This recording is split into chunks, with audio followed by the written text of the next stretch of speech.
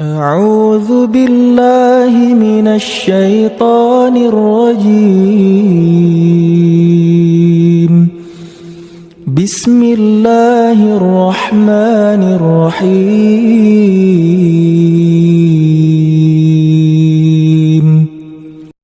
Assalamualaikum warahmatullahi wabarakatuh. Bismillah, alhamdulillah, wassalatu wassalamu ala rasulillah Sayyidina wa maulana Muhammad ibn Abdillah. La hawla wa la quwata illa billah. Amma ba'du, fa inna asdaqal hadisi kitabullah wa khairal huda huda sayyidina Muhammad sallallahu alaihi wasallam. Syarrul umuri muhdatsatuha, kullu muhdatsatin bid'ah, kullu bid'atin dhalalah. Wa qala ta'ala fi kitabihil karim, walladzina jahadu fina lanahdiyannahum subulana. Qala Rasulullah sallallahu alaihi wasallam, man salaka tariqan yaltamisu fi ilman sahalallahu lahu tariqan ilal jannah. Hadratul mukarramin yang sama-sama kita muliakan, kita hormati dan ta'zimi guru kita, orang tua kita bersama Al-Mukarram Al-Ustaz Haji Sarnubi bin Haji Amsin. Mudah-mudahan beliau senantiasa sehat walafiat, senantiasa diberikan keberkahan panjang umurnya, dan dapat terus menemani kita, menebarkan ilmu-ilmunya kepada kita semua. Amin ya rabbal alamin.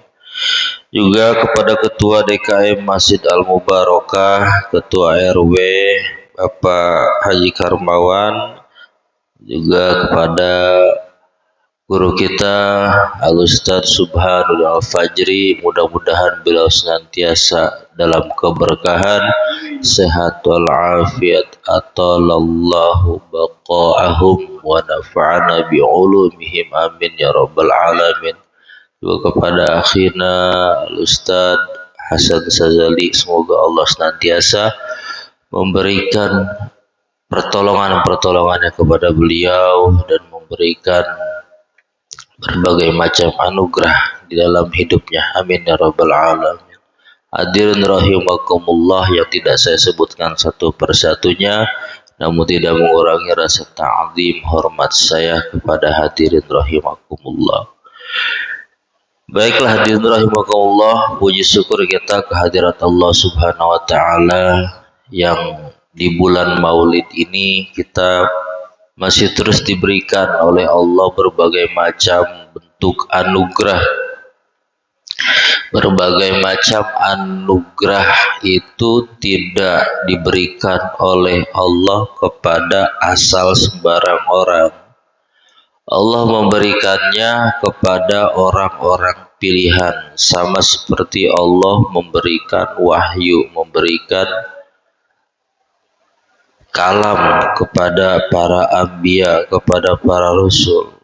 Jadi hanya orang-orang pilihanlah yang dipilih oleh Allah. Makanya kata Allah, kalau Allah menghendaki baik pada seseorang, yufaqihu fiddin, Allah berikan pemahaman agama. Nah, kita berkumpul di sini setelah kita melaksanakan sholat subuh, kumpul di sini berarti Allah ingin menjadikan kita orang yang faqih dalam agama, orang ahli agama, bukan dalam arti hanya ulama saja. Termasuk kita, apabila kita benar-benar menjalankan syariat Islam, menjalankan agama, kita disebut ahli dalam beragama. Sudah kita jalankan dalam kehidupan sehari-hari apa yang telah kita pelajari. Pada bulan Maulid ini misalkan, kenapa bulan Maulid itu kita diperintahkan untuk merayakan Maulid? Itu sudah jelas dalam surat Yunus. Kita buka surat Yunus. Itu dikatakan qul bi fadlillahi wa bi rahmatihi Fabidzalika falyafrahu wa khairu mimma yajma'un. Qul, katakanlah wahai Muhammad. Allah menghitobkan kepada Nabi Muhammad. Katakanlah wahai Muhammad, bifadlillahi wa birahmatihi, karena sebab anugerah Allah dan rahmatnya Allah. Fabidzalika, oleh karena itu, falyafrahu, hendaklah mereka bergembira. Bilangin wahai Muhammad, itu umat Islam harus senang, harus gembira, harus syukur karena ada anugerah dan rahmat. Anugerah itu pemberian yang besar. Kalau rahmat itu adalah kasih sayang. Pemberian yang besar, anugerah dan kasih sayang itu apa? Tafsiri oleh Syekh Jalaluddin As-Suyuti. Apa katanya? Anugerah terbesar dan rahmat Allah itu berupa ajaran agama Islam dan Al-Quran. Jadi secara tidak langsung Allah bilang kepada Muhammad, wahai Muhammad, bilangi nama orang-orang adanya agama Islam dan Al-Quran, hendaklah mereka girang, senang, gembira, bersyukur. Bilangin seperti itu. Kenapa?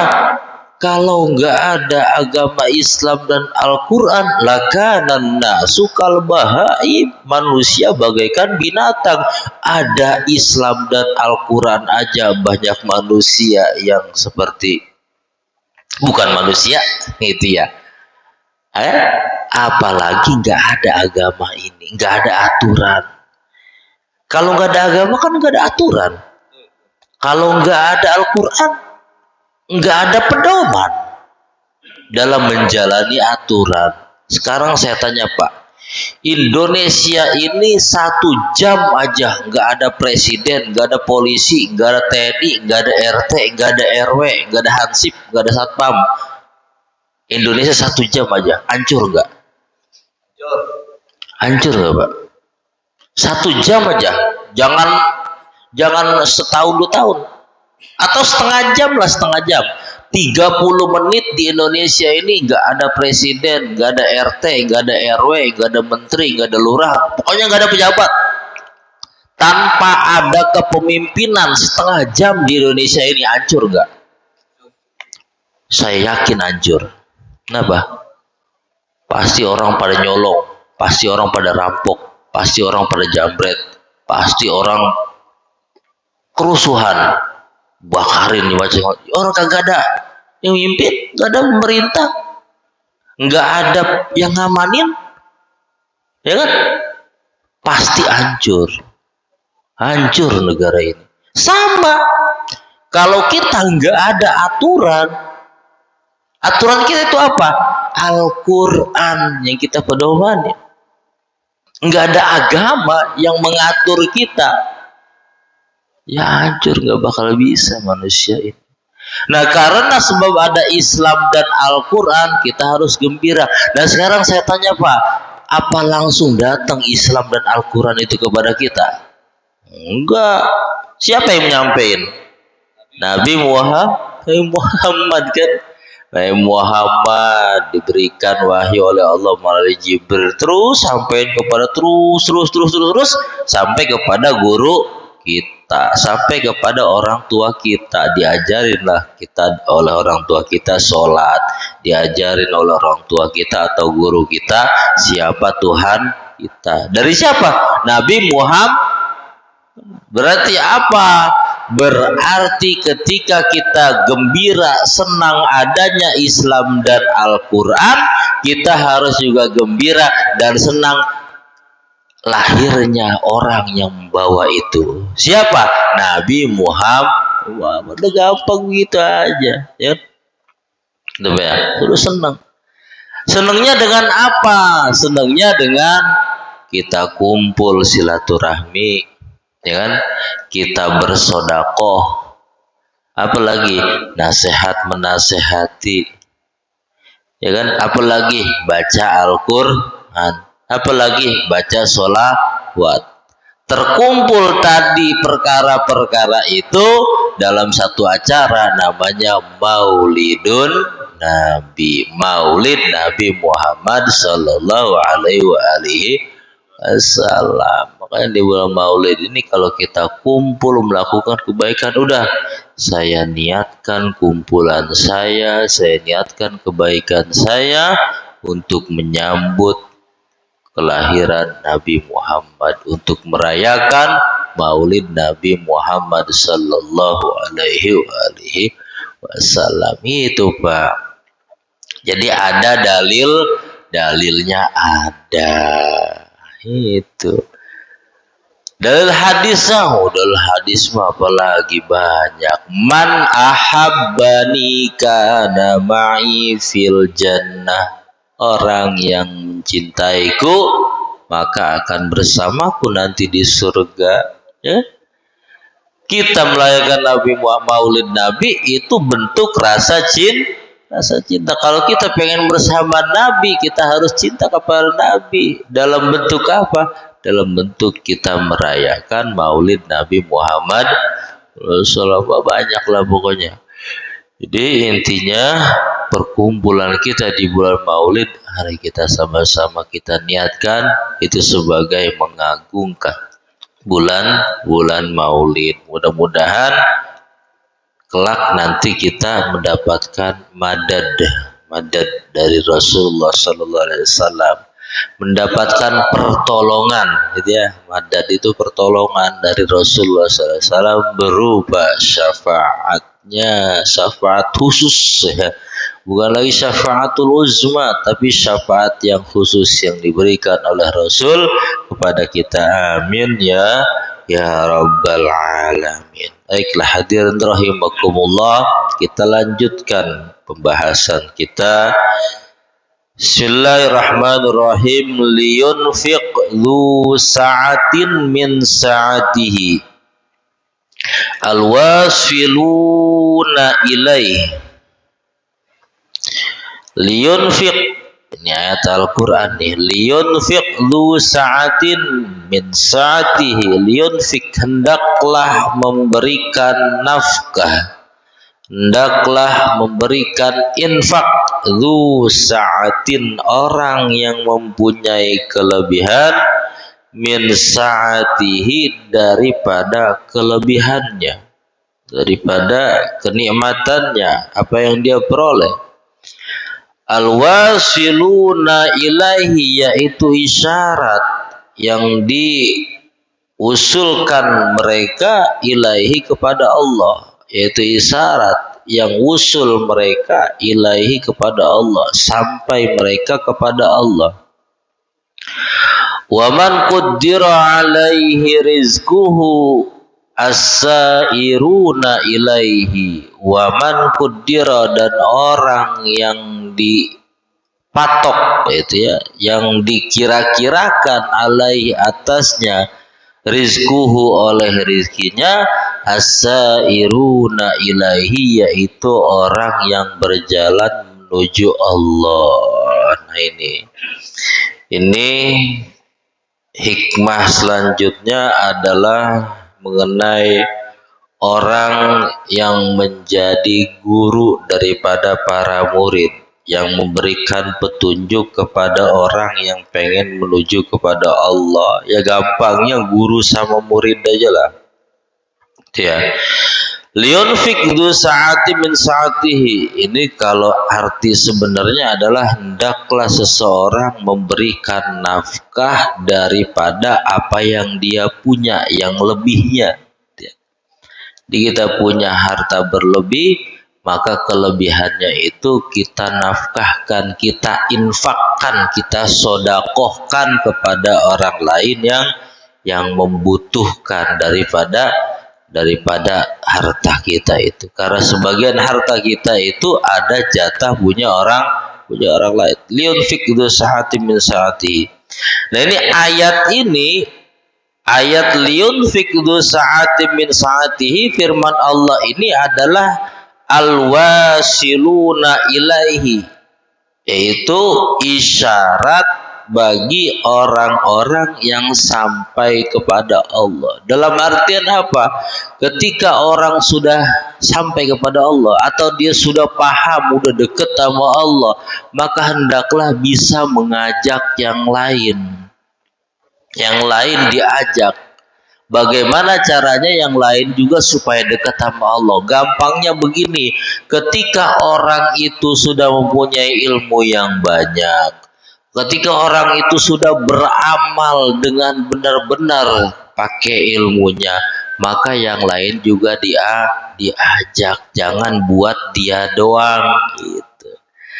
Maka yang lain juga diajak. Al-wasiluna ilaihi ta'ala fa innahum lamma kharaju min sijni ru'yatil aghyar ila qada'it tauhid wa kamalil istibsar ittasa'at masafatu nazarihi. Nah ini orang-orang yang seperti itu, yang sudah dekat sama Allah, itu apa namanya, kali ini melebarkan sayap lah gitu ya.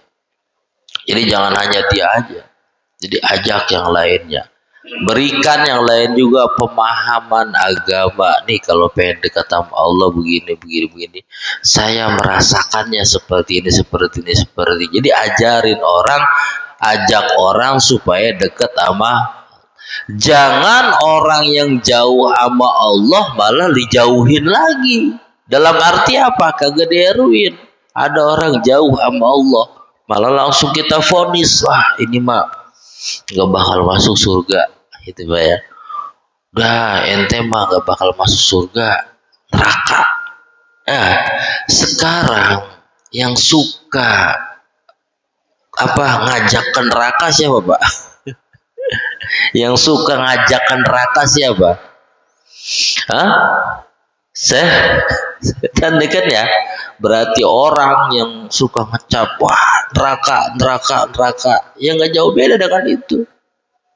Ya, kita kan tugas kita ngasih tahu, nih jalan yang benar seperti ini. Kalau pengen benar seperti ini, begitu kan? Bukan langsung ngecap, wah dia ini ahli neraka, wah dia ini nggak akan selamat dari mana? Nggak ada yang tahu akhir hidup kita. Siapa yang tahu akhir hidup kita? Nggak ada Pak, nggak ada yang tahu. Makanya itulah jaga hati. Waman qudira alaihi rizquhu, orang yang sudah dikira-kirakan atasnya rizkinya udah dikira-kirakan, as-sairuna ilaihi, yaitu orang yang berjalan menuju Allah, orang yang lagi mencari hidayah, orang yang lagi mencari petunjuk kepada Allah.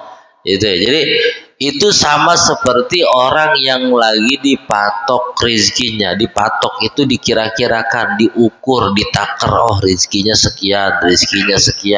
Itulah orang yang berjalan menuju Allah. Berjalan menuju Allah itu siapa? Ya kita ini lagi berjalan menuju Allah. Maksudnya apa? Maksudnya lagi mencari petunjuk kebenaran kita ini. Ya kita udah mendapatkan Islam, udah mendapatkan Al-Quran, tapi nggak selamanya Islam dan Al-Quran itu kita pegang, ya kan? Kita pengen Islam dan Al-Quran ini kita pegang sampai kita mati.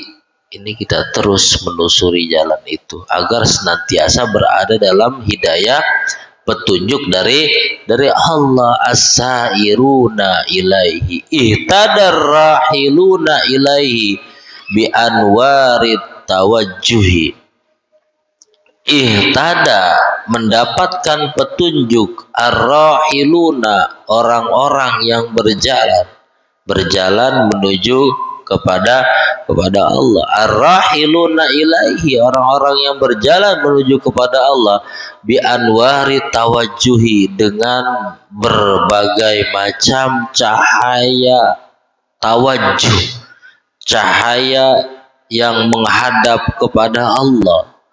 wal wasiluna lahum anwarul muwajihati. Wal wasiluna, dan orang-orang yang sampai kepada Allah, lahum bagi mereka anwarul muwajihati, yaitu cahaya-cahaya yang dihadapkan kepada Allah. Nah ini ketika tadi kita sudah berjalan, ya kan, tadi kita itu ketika orang yang sudah sampai udah paham ilmu agama lah, gampangnya dia udah paham ilmu agama, dia sebarin ilmu agama itu, terus dia ajak orang supaya dekat sama Allah. Jadi jangan dia doang.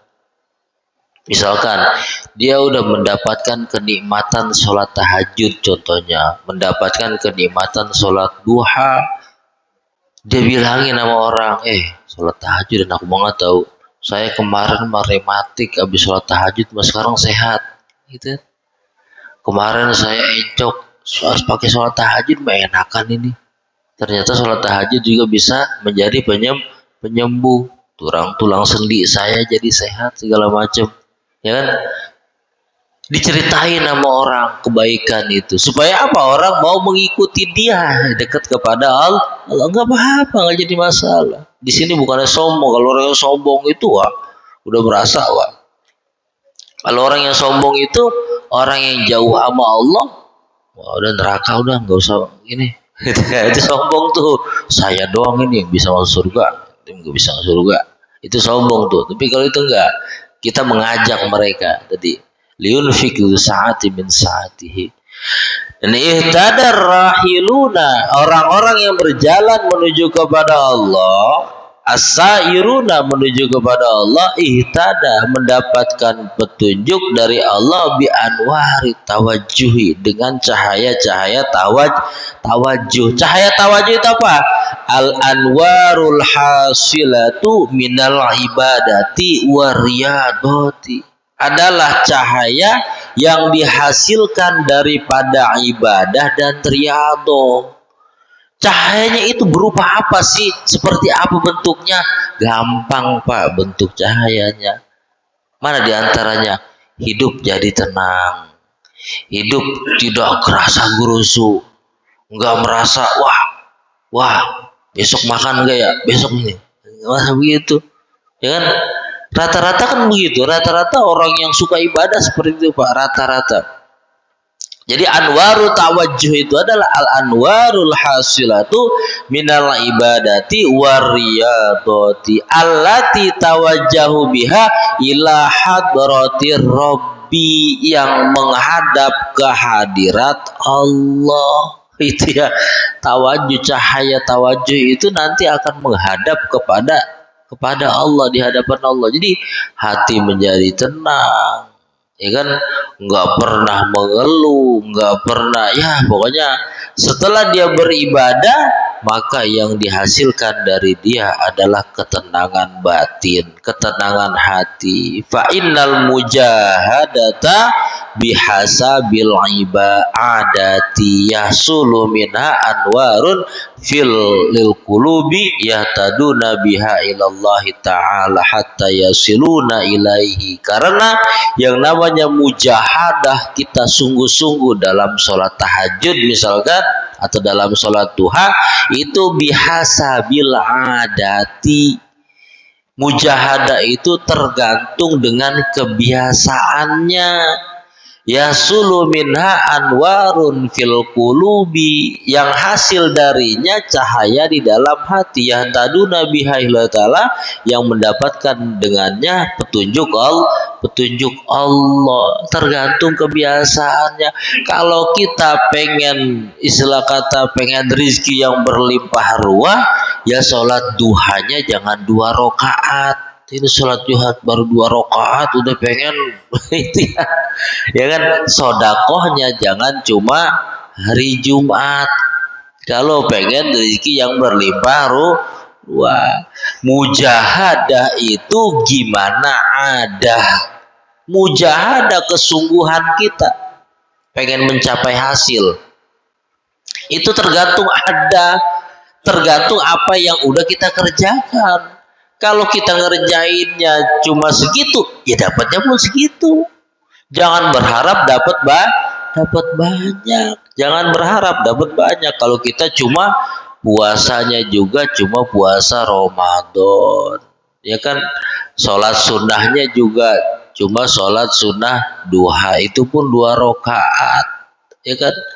Witirnya kagak, qobliyah dan ba'diyahnya juga kagak. Itu biasa bil ada. Itu hati. Jadi hati akan mendapatkan cahaya dalam artian ketenangan. Kita menjadi tenang apabila kita udah deket sama Allah. Nah, ketenangan itu tergantung apa yang kita persembahkan. Kalau kita mujahadahnya sedikit, ketenangannya pun akan sedikit, tergantung. Jangan berharap banyak ketika kita hanya memberikan sedikit. Ini mah memberikannya sedikit, wah harapannya setinggi gunung, sebesar gunung. Jangan gitu ya.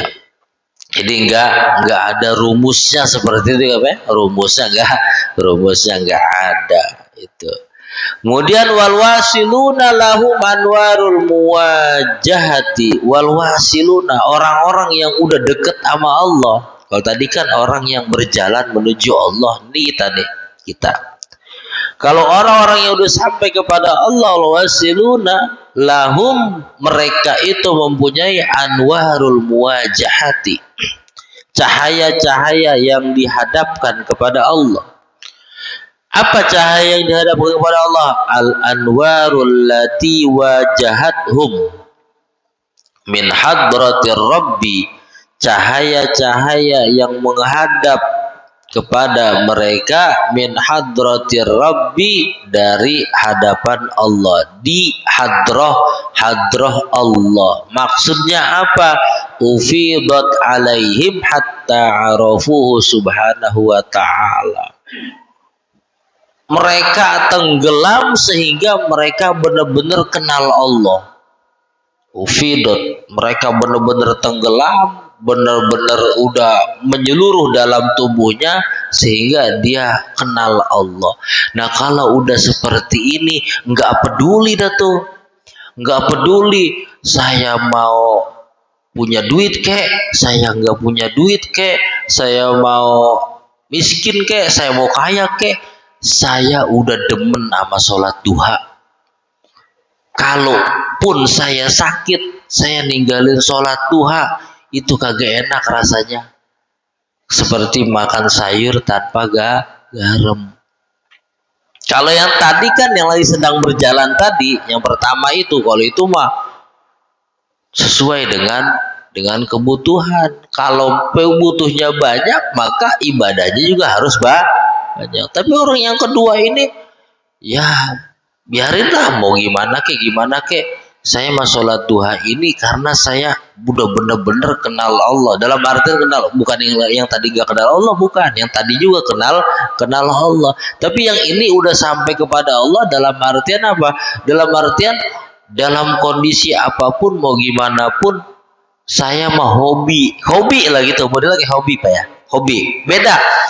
Orang mancing ya, mancing itu dia pengen nyari ikan, dengan orang yang mancing karena hobi, beda Pak. Orang yang mancing hobi, tengah malam juga dia mancing, mau dapat ke kagak ke, yang penting dia nongkrong pinggir rawa, dia megang joran, gitu ya. Bener gak Pak? Kagak dapat juga kagak jadi masalah, seneng hatinya. Padahal mah tengah malam itu pinggir rawa, ya kan, seneng hatinya. Kenapa? Yang dia cari bukan ikan, yang dia cari itu nikmatnya mancing. Mau dapat ikan kayak mau dapat sendal jepit kan dapat. Yang penting dia megang pancingan itu. Kalau nggak percaya tanya aja sama tukang mancing tuh. Tanya tukang mancing. Yang penting mah mau dapat kagak jadi masalah. Orang dia mah hobi, kan? Jadi mancing itu karena hobi. Ada lagi orang yang mancing karena dia pengen nyari ikan, nyari duit. Nanti ikannya dia jual. Kalau dia mancing di situ kagak dapat ikan, pasti dia nyari tempat lain biar dapat ikan. Atau dia nggak akan pulang ke rumah sebelum dia dapat ikan. Itu orang mancing karena nyari ikan, ya kan? Beda. Sama seperti orang yang sedang menuju kepada Allah dengan orang yang udah sampai kepada Allah, beda. Kita ini masuk ke dalam mana? Kita ini masuk ke dalam orang yang walladzina jahadu fina, orang yang sedang sungguh-sungguh benar-benar menuju jalan kepada Allah. Makanya kata Allah walladzina jahadu fina, dijawab lanah diyanahum subulana, akan dipermudah jalan kita. Sama kayak orang mancing benar-benar sungguh-sungguh, dipermudah tuh dapat ikan. Tujuan kita nyari. Tapi kalau kita mancing itu hobi, mau dapat ikan kayak nggak dapat ikan nggak jadi masalah. Sama seperti banyaklah pekerjaan-pekerjaan lain itu.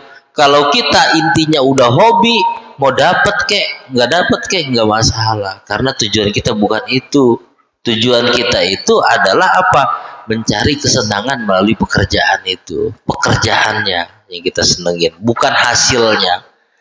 Sama seperti orang ibadah tadi. Untuk ar-rahiluna masih melihat ukurannya apa dari dia ibadah. Ketika dia sholat duha, pengen dapat rezeki yang banyak, jangan 2 rakaat sholat duhanya, lebihin. Pengen rezeki yang banyak lagi, sodakohnya juga jangan di hari Jumat doang sodakohnya 2.000 perak gitu ya. Pengen rezeki yang banyak, gampang Pak. Pengen rezeki yang banyak itu cari anak yatim yang kagak mampu, pesantrenin sampai dia pinter. Coba Pak, bisa nggak Pak? Hah? Mengalir itu Pak. 7 turunan Bapak pasti mengalir dari amal itu. Cari orang kagak mampu, pesantrenin itu, full kasih biaya. Itu Pak. Itu pasti itu melebihi sodakoh Pak. Sodakoh apapun lebih. Itu ya. Tuh, itu kalau pengen benar-benar sampai kepada Allah, ya seperti itu. Nah, kalau orang yang udah sampai, itu kan tadi orang yang jalan menuju Allah. Kalau orang yang udah sampai udah nggak kayak gitu, orang yang udah sampai mah. Saya mah sholat tahajud hobi. Saya mah sholat duha hobi. Saya mah sodako hobi. Zikiran hobi. Apapun yang saya kerjakan untuk deketin kepada Allah, zikir, sholawat, ya hobi saya. Nggak jadi masalah. Saya mau walaupun saya sering duha, tapi utang saya banyak, nggak jadi masalah. Orang duhanya itu adalah hobi saya. Itu. Ini berarti udah benar-benar arafal ma'bud. Man arafal ma'bud azalat tuhmah. Orang yang udah benar-benar kenal kepada Allah, maka azalat tuhmah, dia akan menghilangkan sifat buruk sangka kepada Allah. Orang yang kedua ini udah hilang sifat buruk sangkanya kepada Allah. Dalam artian apa? Ketika dia udah duha, dia udah tahajud, dia udah sodako, udah nggak ada terusannya, biar dia udah zikir, udah. Bukan urusan dia, itu urusan Allah. Dia baik sangka sama Allah. Terserah Allah mau ngatur gimana. Yang penting saya mengerjakan itu karena hobi. Hobi di sini yang disebut dengan mahabbah, mahabbah. Dengan cinta. Beda Pak, melakukan ibadah dengan cinta dengan melakukan ibadah itu dengan tujuan lain, beda nanti. Ketika melakukan ibadah karena tujuan gak tercapai, ibadah disalah-salahin, ya kan? Tapi kalau dengan cinta, itu dengan perasaan mahabbah, udahlah saya mau gimana kek, yang penting saya ibadah, ya kan? Itu nggak akan mempermasalahkan problem-problem dalam hidupnya. Wahaulail anwaru, dan cahaya-cahaya itu lahum bagi mereka. Cahaya-cahaya itu bagi mereka. Fal awwaluna lil anwari wa haulail anwari lahum li'annahum lillahi la syai'a dunahu. Li'annahum, karena bahwasanya mereka nih Pak ya, mereka itu semuanya lillahi, ibadahnya karena Allah, la li syai'in dunahu, bukan karena selain Allah. Jadi bismillah la bi ghairihi, mereka dengan menyebut nama Allah, la bi ghairihi, bukan selain Allah. Itu mereka benar-benar mendapatkan cahaya di dalam hatinya, di dalam kalbunya. Itu karena apa? Karena keikhlasan mereka. Itu ikhlas dalam beribadah. Mau yang pertama, mau yang kedua, silahkan, nggak jadi masalah. Mau yang pertama tadi orang yang rohil, orang yang sair, orang yang salik menuju kepada Allah, silakan dia berzikir, dia beribadah dengan tujuan kalau dia beribadah nanti bisa sampai kepada Allah dan dia akan mendapatkan ketenangan batin, ketenangan lahir, silakan. Atau orang yang sudah wasil tadi, yang udah sampai kepada Allah, mau gimana apapun yang terjadi, saya hobi, saya cinta kepada Allah, saya demen ibadah, itu ya. Mau yang manapun silahkan, boleh, sah-sah aja. Malah orang yang kedua ini harus memberikan pencerahan, liyunfik dzu sa'atin min sa'ati tadi. Orang yang sudah merasakan nikmat beribadah, orang yang tadi sudah merasakan, saya mah kalau ibadah udah nggak mikir yang lain, orang udah merasakan itu harus ngajak yang lain ajak, biar punya seperti itu, sikap pandangan beragama seperti itu. Tujuannya apa? Tujuannya cuma satu, tujuannya biar nggak ada buruk sangka sama Allah.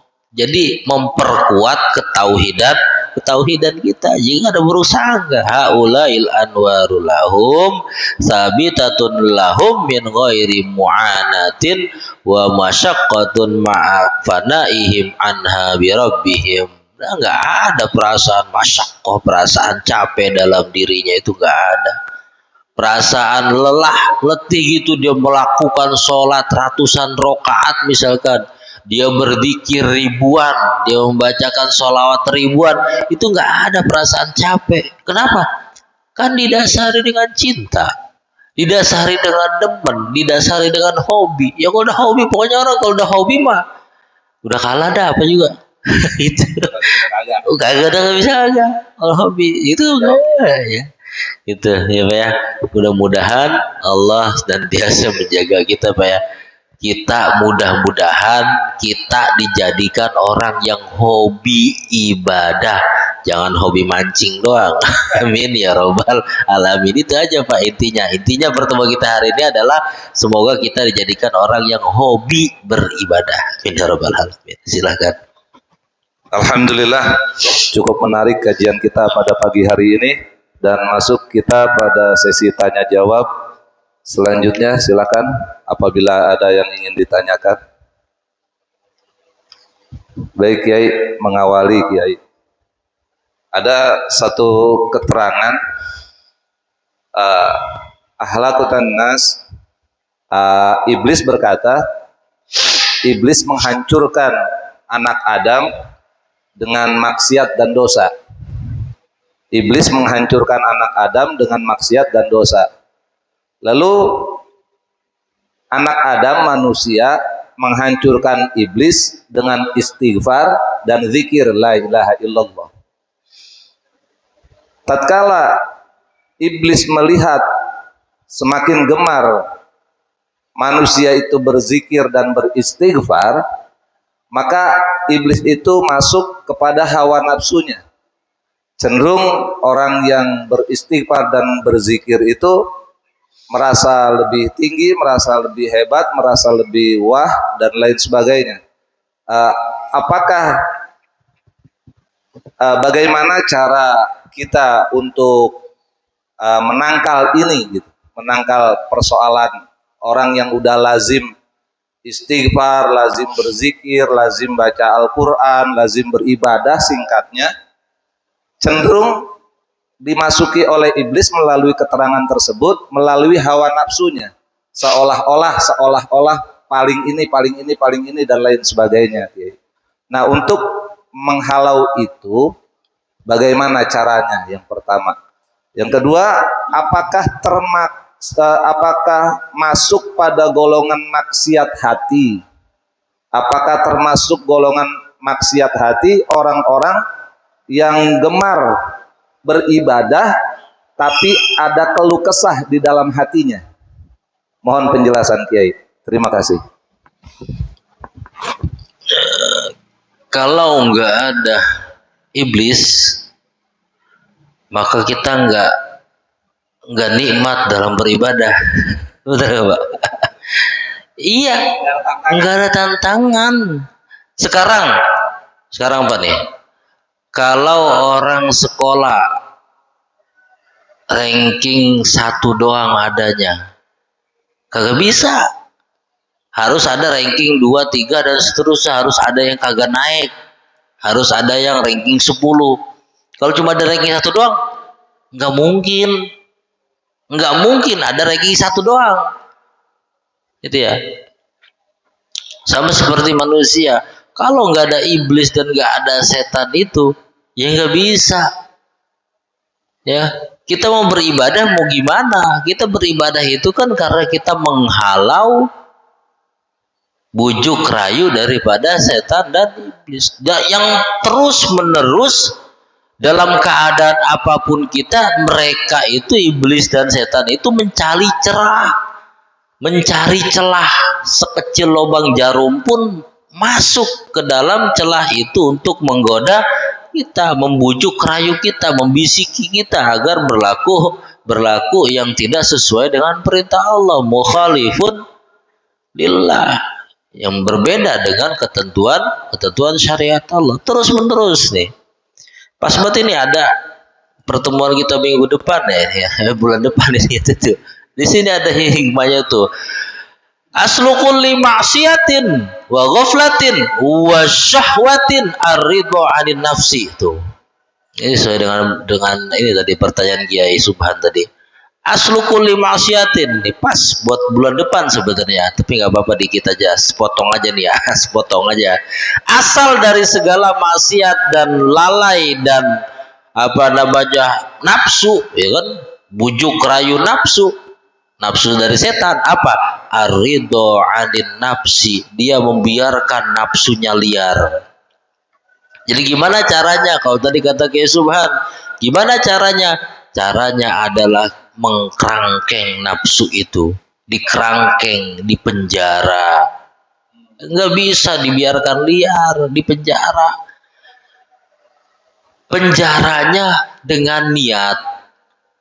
Boleh bisa dengan riyadhah. Riyadhah itu apa?